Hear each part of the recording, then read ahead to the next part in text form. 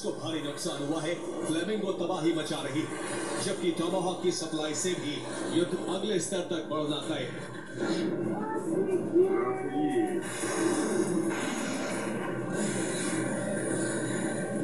जाहिर है, बिना नेटो देशों की सहायता के यूक्रेन ऐसा नहीं कर सकता था, इसलिए रूस अब नेटो को टारगेट करने जा रहा है।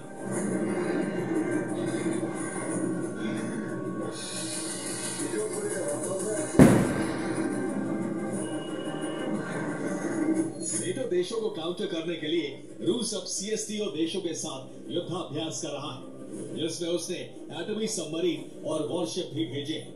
इस ड्रिल के जरिए रूस बताना चाहता है कि युद्ध का दायरा कहां तक बढ़ सकता है। रूस बैरियर 2025 के नाम से युद्धाभ्यास कर रहा है। ये ड्रिल ताजिकिस्तान में की जा रही है। इसमें पूर्व सोवियत संघ के देश शामिल हैं, जिनकी सेनाएं ताजिकिस्तान में एकजुट होकर अपनी ताकत की नुमाइश कर रही हैं।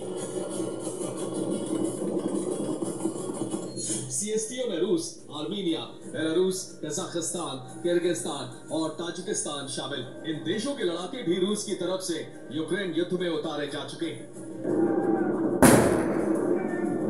दरअसल रूस का प्लान है, अगर नेटो यूक्रेन की मदद करता रहा तो रूस भी अब उन देशों को काउंटर करेगा जो नेटो के सहयोगी देश हैं। इसके लिए यूरोप से लेकर अमेरिका तक मोर्चा खोलने की तैयारी।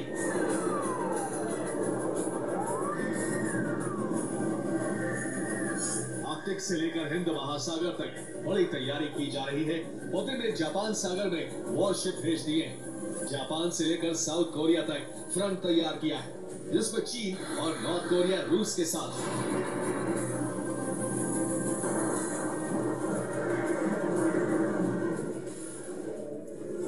रूस का काउंटर प्लान है, वो अब अमेरिका के मित्र देशों को टारगेट करेगा। इसके लिए रूस ने बड़ी तैनाती की है। जापान सागर में वॉरशिप और एटमी सबमरीन भेज दी है।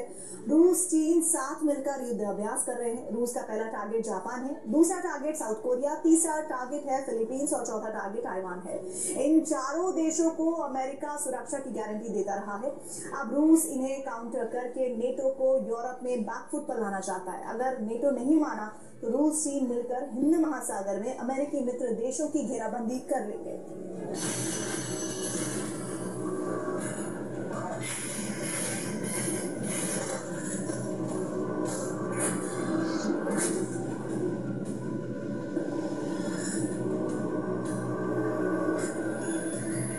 रूस ने जापान साउथ कोरिया तक अपने वॉरशिप भेजे, इससे पेंटागन चौकन्ना होगी। लेकिन पुतिन का प्लान यही नहीं रुका। चीन के साथ मिलकर युद्धाभ्यास शुरू कर दिया, जिससे अमेरिका में हड़कंप मच गई।